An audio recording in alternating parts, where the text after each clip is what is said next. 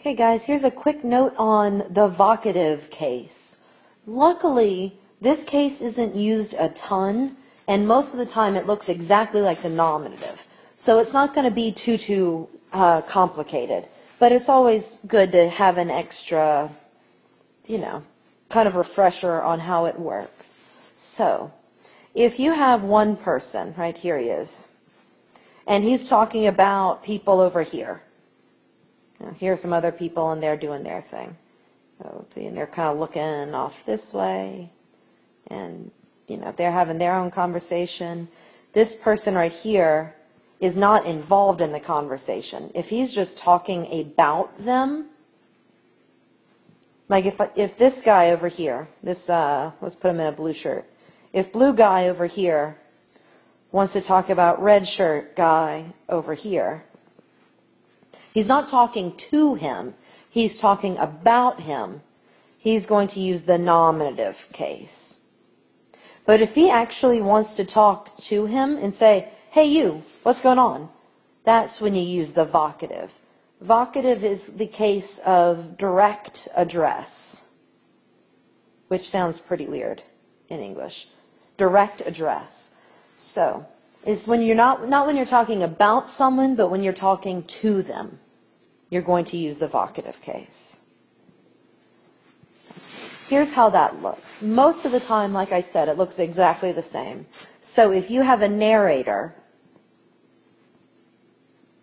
if the narrator describes Metella, he's going to say Metella, her nominative ending.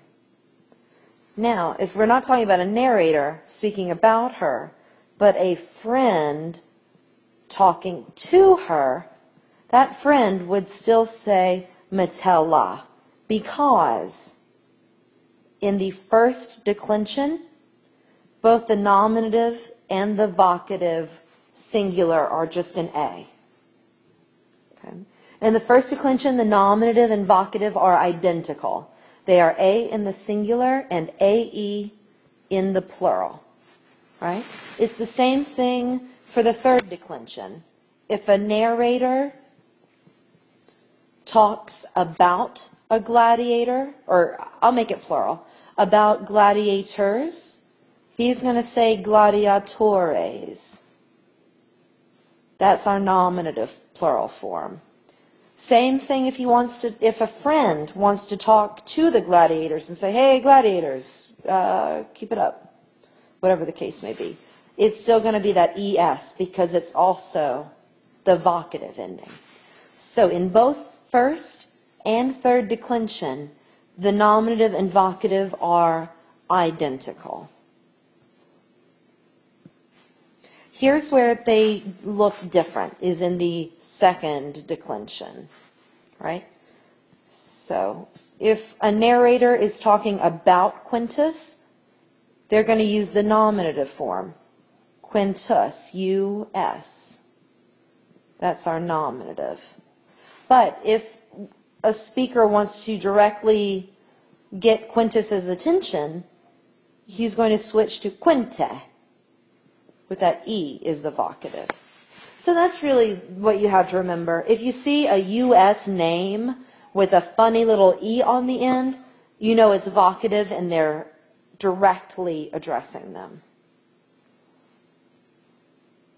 There's one quick exception, and that's to a word like filius for son. You see how there's an I and then the U.S.?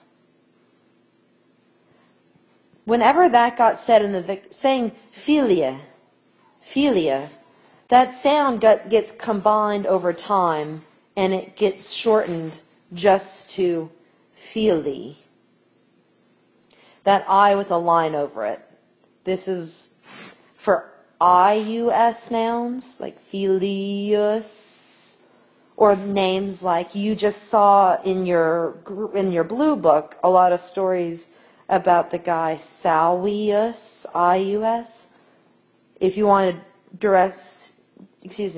to address him directly, you would say Salvi.